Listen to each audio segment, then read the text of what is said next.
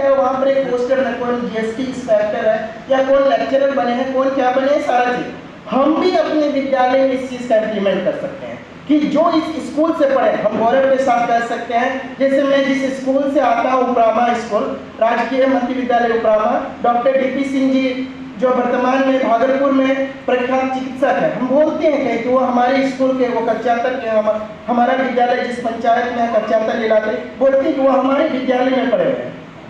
तो इस चीज से हम इससे विद्यार्थियों को प्रोत्साहन कर सकते हैं। और विद्यालय क्या था कि काफी सुसज्जित था, विद्यालय का कक्षा भी काफी क्या था, हवादार था, और कक्षा जो थी वो बच्चों की संख्या के अनुकूल थी। कभी कभी हमारे विद्यालय में ये हो गया कि बच्चे बहुत जाते हैं, 2 क्लास 3 क्लास के बच्चे को हम लोग एक साथ बैठा देते हैं।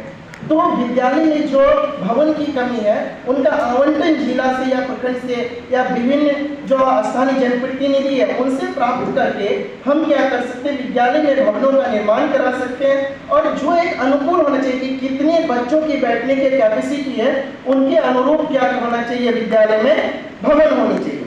दूसरा चीज हम लोगों ने हमने वहाँ देखा, विद्यालय के प्रार्थना स्थल जो थे वहाँ पर एक पोडियम था, और पोडियम सारे विद्यालय में होना चाहिए।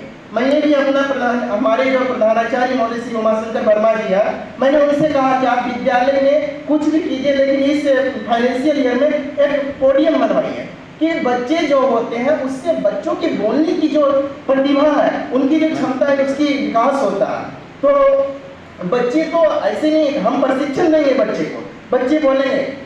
पिछले वर्ष 2022 में एक तरन मेधा उत्सव नाम का कार्यक्रम आयोजित हुआ था, और हमारा जो विद्यालय है उस विद्यालय में अधिकतर दलित एवं पिछड़े वर्ग के बच्चे आते हैं, अनुसूचित जनजाति समुदाय के बच्चे आते हैं, अनुसूचित जाति के बच्चे आते हैं।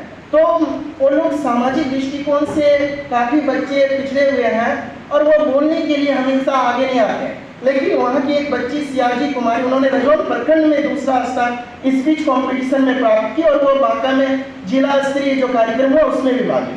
तो प्रत्येक विद्यालय में एक पोडियम होना चाहिए, जो मैंने यहाँ पर देखा कि नवोदय विद्यालय में क्या है, जहाँ प्रार्थना होती है, जहाँ चेतना सत्र होती है, वहाँ पर क्या है, एक पोडियम है। और पोडियम प्रत्येक विद्यालय में होना चाहिए कि प्रार्थना के समय माननीय प्रधानाचार्य महोदय भी संबोधित करें, विद्यालय के शिक्षक भी संबोधित करें, और बच्चों को भी बोलने का मौका दिया जाए।